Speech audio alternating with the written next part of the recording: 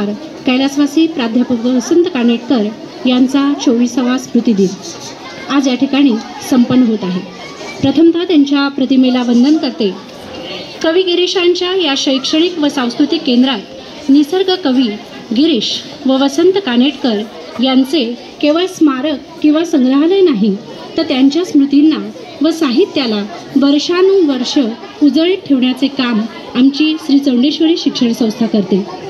संस्थेचा एक स्तुत्य उपक्रम जो की अतिशय आगळावेगळा आहे. कवी गिरीश आणि वसंत कानेटकरांच्या साहित्याचा परिचय सर्वांना करून दिला जातो, तो पुस्तक परिचय या संस्थेच्या उपक्रमातून. मराठी नाट्यसृष्टीला ज्यांनी आपल्या विलक्षण योगदानाने समृद्ध केलं ते नाटककार साहित्यिक वसंत कानेटकर. लहानपणापासूनच त्यांची जडणघडण झाली ती साहित्यिक सहवासातून. त्यामुळेच त्यांना साहित्यामध्ये रस निर्माण झाला. घर, पंख, पोरका यासारख्या कादंबऱ्या, तर रायगडाला जेव्हा जाग येते हे राष्ट्रीय पुरस्कार प्राप्त ऐतिहासिक नाटक, हिमालयाची सावली, अश्रूंची झाली फुले अशी एकापेक्षा एक दर्जेदार नाटकांची श्रीमंती मराठी रंगभूमीला बहाल करणारे प्राध्यापक वसंत कानेटकर. लेकुरी उदंड झाली, मीरा मधुरा आणि मत्स्यगंधा ही त्यांनी लिहिलेली 3 संगीत नाटके.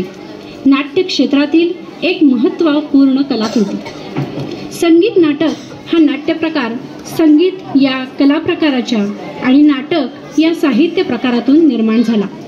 प्राध्यापक वसंत कानेटकरांच्या आणि पंडित जितेंद्र अभिषेकींच्या अवीट सुरावटांनी रंगभूमीच्या इतिहासात कायम कोरलं गेलेलं एक संगीत नाटक म्हणजे मत्स्यगंधा.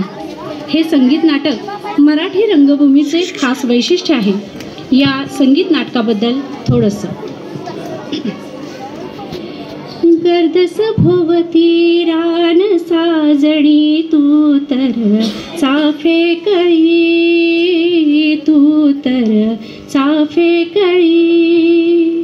काय हरवले सांग शोधिसी, काय हरवले सांग शोधिसी या यमुनेच्या जळी.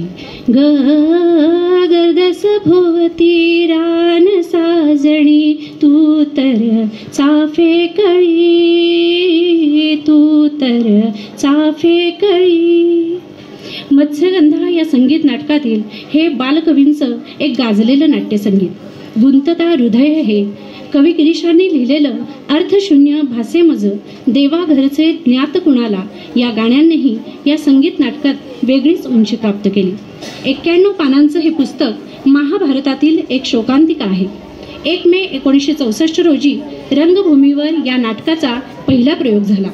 1964 ते 1966 या 2 वर्षात या नाटकाचे 100 प्रयोग पार पडले. हे नाटक धीवर या मच्छीमाराची मुलगी मत्स्यगंधा म्हणजेच सत्यवती, तिच्यावर प्रेम करणारे पण तिला सोडून हिमालयात तपश्चर्येसाठी गेलेले पराशर ऋषी, नंतर सत्यवतीशी विवाह केलेला हस्तिनापूरचा राजा शंतनू आणि गंगा व शंतनू यांचा पुत्र देवव्रत म्हणजेच भीष्माचार्य यांच्या जीवनावर आधारित आहे. मत्स्यगंधा म्हणजेच माशांचा गंध येणारी अशी एक सुंदर मच्छीमार कन्या, जिचे बालपण समुद्र किनाऱ्यावर गेले. याच मत्स्यगंधा म्हणजेच सत्यवतीच्या स्वप्नभंगाची व्यथा अतिशय नाट्यपूर्ण रीतीनं या नाटकात मांडली आहे. एके दिवशी यमुना नदीच्या काठावर राजा शंतनू सत्यवतीला बघून तिच्या प्रेमात पडतो. लग्नाची मागणी घालतो, परंतु सत्यवतीचा पुत्र हस्तिनापूरचा भावी राजा होणार असेल तरच हा विवाह होईल अशी अट सत्यवती घालते. परंतु भावी राजा म्हणून घोषित केलेल्या देवव्रताचे सर्व हक्क काढून घेणं हे राजा शंतनूला मान्य होत नाही. त्यामुळे राजा शंतनू हे चिंताग्रस्त होता. देवव्रताच्या हे लक्षात येताच तो सत्यवतीची भेट घेतो आणि राज्यपद सोडून अखंड ब्रह्मचर्याची भीष्म प्रतिज्ञा करतो.